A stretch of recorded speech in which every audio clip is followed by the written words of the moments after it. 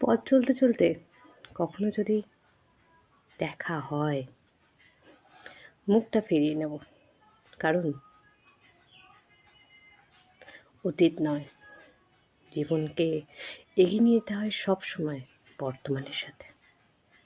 অতীত যেটা যন্ত্রণাদায়ক, যন্ত্রণা দিয়েছে তোমাকে ক্রমান্বয়ে, তাকে তুমি পরিত্যাগ করে নতুনের অধ্যায় ধরে, নতুনের পথ ধরে নিজেকে নিজের মতন করে নতুন রূপে সাজাবার চেষ্টা করো।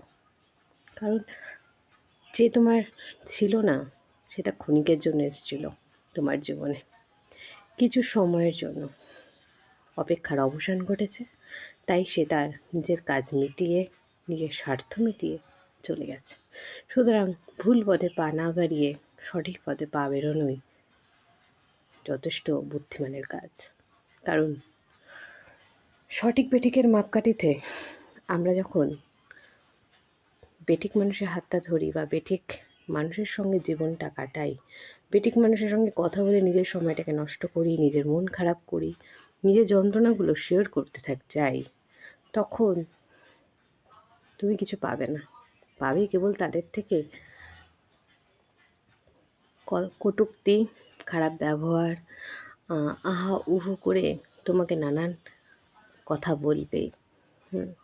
তার থেকে বরং নিজের মতন জীবনটাকে গুটিয়ে নিয়ে নিজের মতনভাবে নিজেকে যেখানে তুমি ভালো রাখতে পারবে, ভালো থাকতে পারবে, চেষ্টা করবে ভালো থাকার, ভালো রাখার মতন মানুষ যেখানে থাকবে, যেখানে তোমার রেসপেক্ট থাকবে, যেখানে ভালোবাসা থাকবে, যেখানে আন্ডারস্ট্যান্ডিং থাকবে, কেয়ার থাকবে, সেসব মানুষের সঙ্গে জীবনটা কাটানো সবচেয়ে বুদ্ধিমানের কাজ।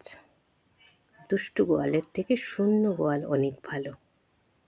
তাই নিজের মতন করে বাঁচো, নিজেকে ভালোবেসে নিজের ভালোবাসার মানুষগুলোকে নিয়ে।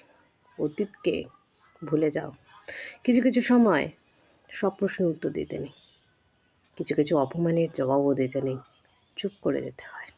কিছু কথাও বলতে নেই, কারণ সময় অনেক প্রশ্নের উত্তর দিয়ে দেয়। এবং ধৈর্য নিয়ে যদি সেই সময়ের অপেক্ষা করো, তাহলে তুমি যদি সঠিক হও, তুমি যদি খারাপ না হও, তাহলে তুমি অবশ্যই সেই সময়ের দাম পাবে, ভালো কিছু অপেক্ষা করবে তোমার জন্য। তাই জীবনটাকে প্রতি মুহূর্তে প্রত্যেকে উপলব্ধি করে, এনজয় করে, ভালোবেসে বাঁচো। অপমানের সাথে নয়, খারাপের সঙ্গে নয়, বা যে তোমাকে খারাপ কথা বলবে তাদের সঙ্গে নয়, ভালোবাসার মানুষের সাথে।